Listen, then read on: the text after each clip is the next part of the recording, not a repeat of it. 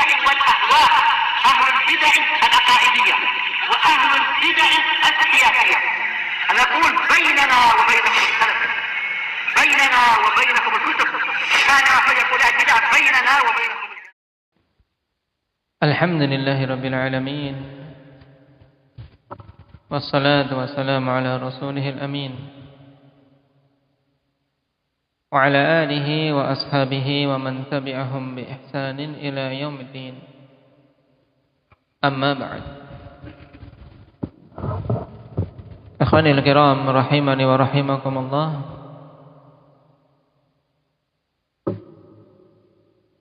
Pertemuan yang lalu kita masuk pada poin yang ke-521 tentang apa, Nabil?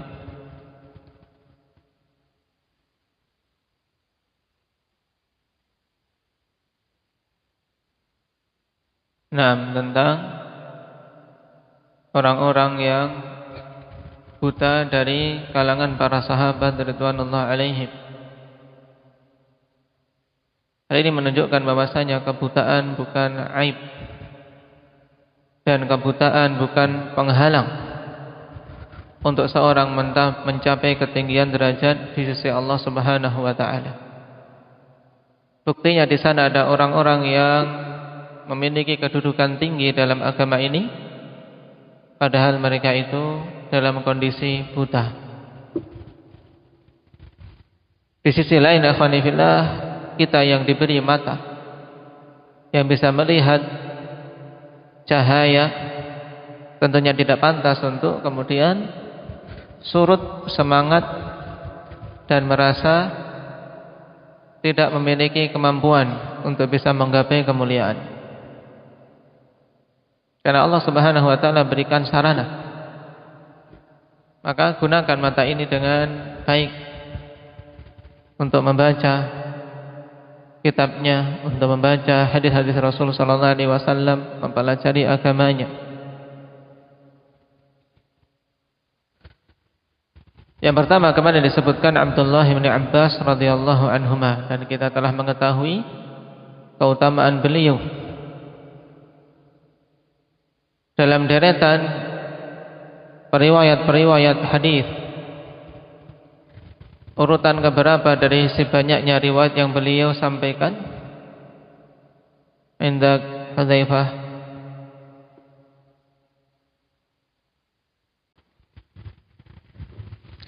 Nah, pada urutan yang kelima. Nah, dari deretan-deretan para sahabat yang banyak meriwayatkan hadis dengan jumlah hadis di atas 1000. Secara umum terkumpul dalam dua bait, al-muktsiruna fi riwayatil athar, Abu Hurairah yalihi Ibnu Umar wa Anasun wal bahru kal khudri wa Jabirun wa zaujatun Nabi. Sekarang kita masuk pada sahabat yang kedua yang disebutkan di sini mengalami kebutaan. Wa Ibnu Umar, yakni Abdullah Ibnu Umar radhiyallahu anhuma. Qala Ibnu Qudamah fil Mughni, faslun hukmu ghasli dakhilil ainain. Dalam kitab Al-Mughni beliau membuat pasal pada kitab Taharah, ikhwan, hukum mencuci bagian dalam kedua mata ketika berwudu. Faslun wa dzakara ba'du ashabina min sunanil wudu'i ghuslu dakhilil ainain. Wa ruwiya 'an Ibnu Umar radhiyallahu anhuma annahu 'amiya min kathrati idkhalil ma'i fi 'ainaihi. Dalam kitab tersebut Ibnu Qudamah mengatakan fasal, dan sebagian sahabat-sahabat kami yaitu kalangan Hanabilah, pengikut madhab Imam Ahmad, menyebutkan bahwasanya di antara sunnah-sunnah dalam wudu yaitu mencuci bagian dalam kedua mata. Jadi, mata ini ketika wudu harus di antara sunnah menurut mereka dikenai air Nah, dan diriwayatkan bahwasanya Abdullah bin Umar mengalami kebutaan dikarenakan banyaknya beliau masukkan air ke kedua matanya. Dan riwayat ini masyhur dari Abdullah bin Umar. Nah, beliau buta dikarenakan sebab tersebut berdasarkan riwayat yang masyhur tadi. Di sini syahidnya penetapan bahwasanya Abdullah bin Umar radhiyallahu anhuma mengalami kebutaan dikarenakan sebab itu. Adapun dari sisi hukum masalah ikhwan, apakah benar bahwasanya termasuk dalam sunnah wudu memasukkan air ke kedua mata ketika mencuci wajah? Maka yang rajih hal ini tidaklah termasuk sunnah. Nah, alasan mereka memasukkan bagian dalam mata ikhwani fillah dimasukkan untuk dicuci masuk dalam kategori wajah alasannya. Nah, masuk dalam kategori wajah. Tapi yang rajih tidak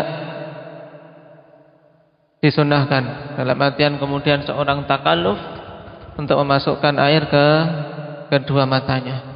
Nah, seorang melakukan atau mencuci wajah sebagaimana biasa. Dia cuci. Tayyib bagian-bagian yang hasalal muwajahah, yaitu yang terjadi dengannya kita ketika berhadapan dengan orang. Ketika berhadapan dengan orang. Dan juga selain itu dikarenakan padanya dharar, sebagaimana yang terjadi pada Abdullah ibnu Umar radhiyallahu anhuma. Nah,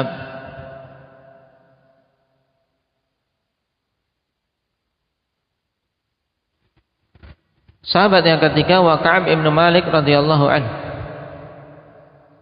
Lima jaa 'an Ibn Shihab yani Az-Zuhri qala akhbarani Abdurrahman ibn Abdullah ibn Ka'ab ibn Malik anna Abdullah ibn Ka'b wa kana qaida Ka'b hina amiya.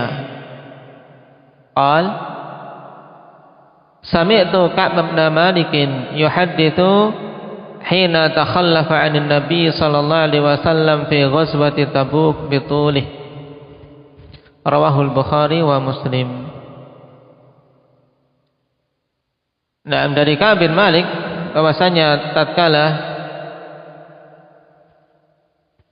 atau berdasarkan riwayat yang datang dari Ibn Shihab Az-Zuhri tentang butanya Ka'b bin Malik.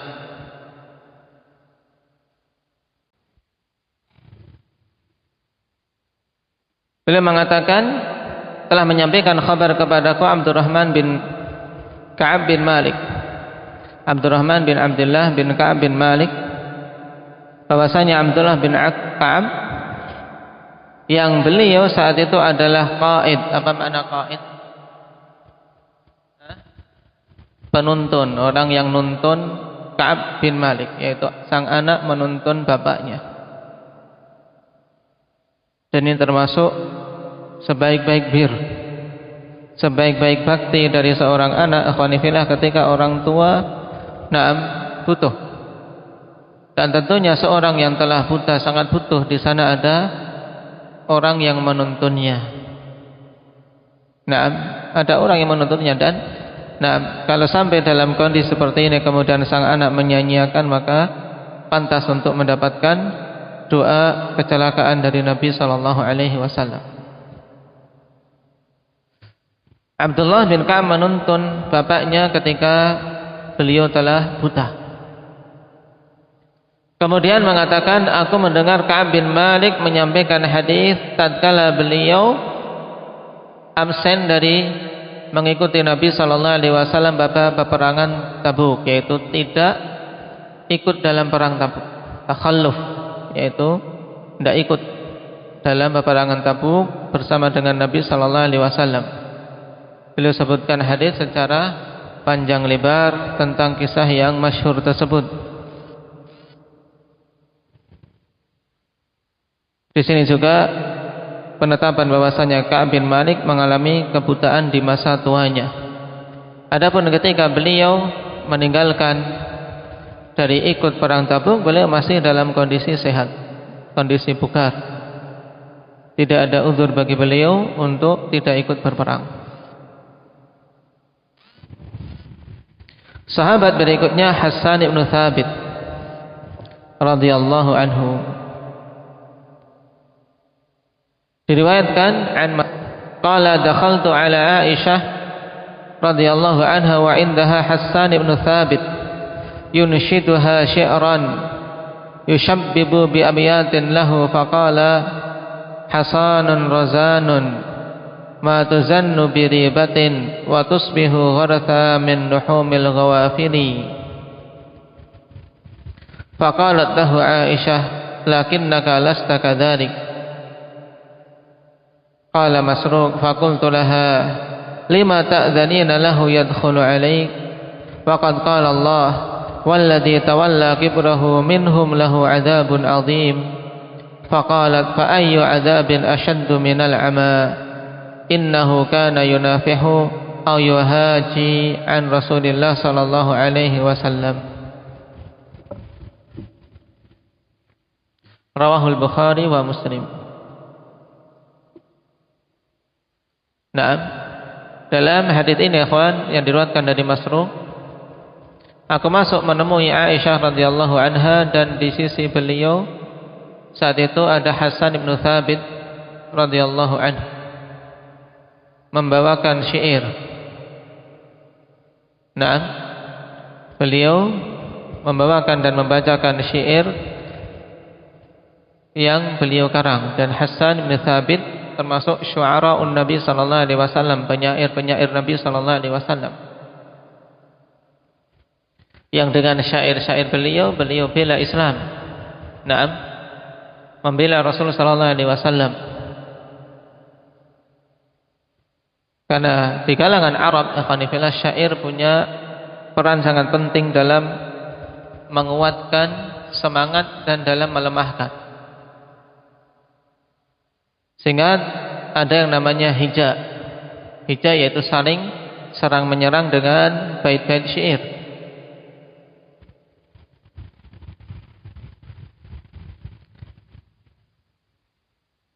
Hasan mengatakan hasanun razanun ma tuzannu bi ribatin wa tusbihu ghartha min nuhumil ghawafili. Nah, ini pujian untuk Aisyah radhiyallahu anha, bahwasanya tidak ada keraguan pada beliau dalam seorang wanita yang terjaga. Naam, tayyib, yang terjaga, yang tidak perlu dikhawatirkan tentang kesuciannya, yang menjadi apa? Menjadi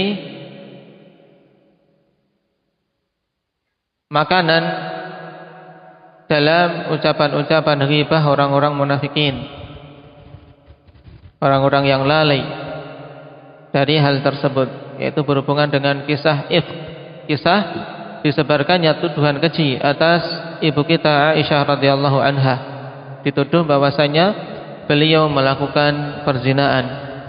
Jadi tuduhan yang sangat mungkar. Siapa saja yang setelah turun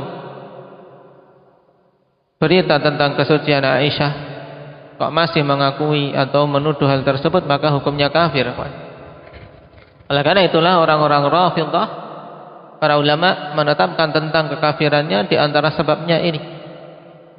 Nah, salah satu sempalan dari Syiah yang paling parah yaitu Syiah Rafidhah, yang mereka masih menuduh ibu kita Aisyah radhiyallahu anha melakukan zina. Bahkan pada sebagian tata cara peribadatan mereka, ikhwani fillah, dalam perayaan-perayaan bid'ah-bid'ah mereka, dikisahkan di Yaman, mereka apa? Menanam, yaitu menggali tanah, kemudian dimasukkan di situ anjing hitam. Anjing hitam dikubur sebagian badannya, kemudian dilempari dengan batu, dan beranggapan bahwasanya anjing itu ibarat Aisyah yang mereka rajam. Ini tentunya kekejian yang luar biasa. Nah, dan kekufuran. Tidak boleh ragu seorang muslim tentang kafirnya orang-orang Rafidhah. Nas'alullah azza wa jalla an yudammirahum wa yakfina syarrahum. Maka Aisyah kemudian mengatakan, faqalat lahu Aisyah, lakinnaka lasta kadzalik, akan tapi engkau tidak demikian. Yaitu maksudnya dulu ketika dalam fitnah tersebut, akhwani fillah, Hasan bin Thabit termasuk di antara orang yang termakan hasutan orang-orang munafikin. Ya, termasuk yang termakan hasutan. Sehingga sempat ragu terhadap kesucian Aisyah radhiyallahu anha. Maka Masruq kemudian mengatakan, faqultu laha lima ta'dhanina lahu yadkhulu alaik. Terus kenapa engkau wahai Aisyah mengizinkan kepada dia untuk menemuimu? Tentunya di sini dari balik hijab. Waqad qala Allah walladzi tawalla kibrahu minhum lahu adzabun adzim, dan orang-orang yang bertanggung jawab terhadap dosa besar ifk tersebut di antara mereka, yaitu yang ikut andil dalam penyebaran berita-berita dusta tentang Aisyah, maka lahu adzabun adzim, baginya azab yang besar. Maka Aisyah kemudian mengatakan, faqalat fa ayyu adzabin asyaddu minal ama. Maka azab yang mana di dunia ini yang lebih berat daripada kebutaan? Ini alasannya. Kemudian baru Aisyah mengatakan, innahu kana yunafihu au yuhaji an Rasulillah sallallahu alaihi wasallam. Sesungguhnya dulu dia membela Rasulullah sallallahu alaihi wasallam. Ini juga betapa tunduknya Aisyah radhiyallahu anha dan hormatnya Aisyah terhadap Rasul sallallahu alaihi wasallam. Walaupun secara pribadi tentunya tentunya benci, ya, ada perasaan jengkel. Bahkan Masruq sendiri tidak terima. Kenapa kok nama Aisyah menerima Hasan bin Thabit masuk? Tapi Aisyah kemudian menjelaskan, dan beliau telah mengalami kebutaan, dan juga karena sebab dulunya beliau adalah orang yang membela Rasul sallallahu alaihi wasallam sehingga pantas untuk dimuliakan. Di sini juga dalil ikhwani fillah dan contoh bagaimana seorang sahabiyah mengedepankan penghormatan terhadap Rasul sallallahu alaihi wasallam. Ada orang-orang yang telah memiliki andil dalam perjuangan agama ini daripada sekedar perkara-perkara pribadi. Ini penting. Karena pada zaman sekarang, ikhwan, banyak manusia yang mengedepankan perkara-perkara pribadi, kemudian lalai dari jasa-jasa dia terhadap agama ini, terhadap dakwah. Jika ketika sudah ada masalah pribadi, sudah tidak peduli kebaikan dia terhadap dakwah atau hal-hal yang telah dia lakukan berupa kebaikan-kebaikan terhadap kita secara umum. Dan ini sesuatu yang jelek. Kalau urusannya pribadi, ikhwan, masalah-masalah pribadi, biarkan itu antara kita dengan Allah Subhanahu wa taala. Contoh yang bagus juga dari Syekhuna Yahya hafizahullah ta'ala dulu. Ketika peperangan Rafidhah, dan kita tahu saat itu fitnah yang menimpa beliau banyak. Ujian dari orang-orang Syiah Rafidhah, juga ujian dari orang-orang yang dianggap teman. Sebagian yang dianggap teman, sebagian masyayikh yang dianggap teman bisa untuk membela, bisa untuk mengokohkan ketika para penuntut ilmu ahli sunnah berjuang melawan orang-orang Syiah, ternyata malah menusuk dari belakang, mencela. Kemudian bahkan sebagiannya mengatakan itu karena dosa-dosa kalian diserang oleh orang-orang Rafidhah. Padahal tidak pantas, karena yang diperangi adalah orang-orang kafir, orang-orang kafir. Kewajiban seorang muslim untuk membela, minimal mendoakan, mengokohkan. Dan di sana ada sebagian yang dulunya sangat benci terhadap syekh, keluar celaan yang banyak, kemudian kedustaan, tuduhan yang banyak.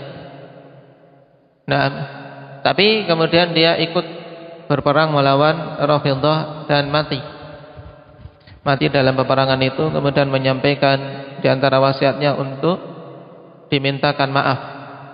Nah, dimintakan maaf kepada syekh.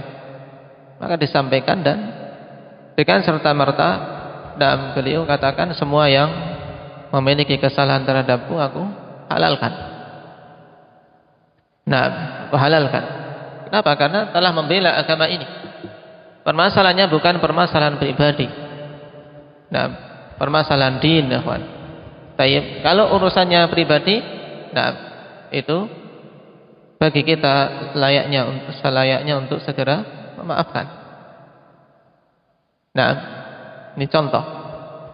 Sebagaimana pula dicontohkan oleh Aisyah di sini. Ketika tahu orang ini memiliki jasa terhadap agama, pantas untuk dimuliakan walaupun mungkin dia menyakiti kita. Nasallallahu at-taufiq was sadad.